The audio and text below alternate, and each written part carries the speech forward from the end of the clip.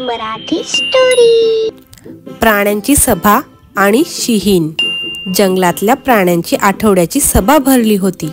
सभेत प्रत्येक वेळी एक विषय ठेवला जाई।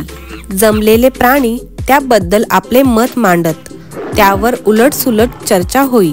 काही सूचना समोर येत, काही प्रसंगी त्यांच्यात वादही होत असे।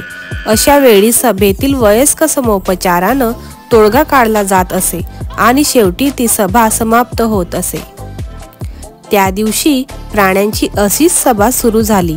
सगळे प्राणी गोल रिंगण करून मैदानात जमले होते। आज हत्ती सभेच्या अध्यक्षस्थानी होते। त्यांनी विचारले, मित्रांनो, आपण आज कोणता विषय ठेवणार आहे सभेपुढे? कोपऱ्यात अंग चोरून बसलेल्या कोल्ह्याने वाघाकडे पाहत विचारलं, एका वेळेस सर्वात जास्त पिल्ल देणारा प्राणी कोण आहे? बकरी अधिक पिल्ल देते, सशांचीही संख्या कमी नसते, उंदरांची तर फौजच जन्मते एका वेळी। अशी अनेक उत्तरे सांगितली गेली। नेमकं त्यावेळी एक शिहीण सभेला येऊन पोहोचली। हत्ती म्हणाले, आमची चर्चा सुरू आहे।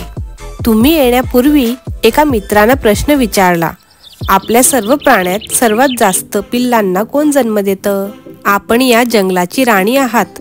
काहींनी उत्तरही दिलं आहे, पण आपले याबद्दल काय मत आहे? महाराणी, आमची उत्सुकता आहे। लांडगा हळूच म्हणाला, आपण किती पिल्लांना जन्म देता एका वेळेस? शिहीण हसली। आपल्या प्रजाच्या कुतूहलाबद्दल कौतुकही वाटलं। सगळ्यांची उत्सुकता फार न ताणता ती म्हणाली, फक्त एकच। आश्चर्य वाटलं ना तुम्हाला हे ऐकून? डझनभर पिल्ले देण्यापेक्षा एकच बलवान जन्म देणं मला महत्त्वाचं वाटतं। तात्पर्य, भरमसाठ संख्येपेक्षा गुणवान एकच पुरेसा असतो। तर मित्रांनो, कशी वाटली तुम्हाला आजची गोष्ट? आवडली ना? आवडली असेल तर लाईक करा, सबस्क्राईब करा। थँक्यू।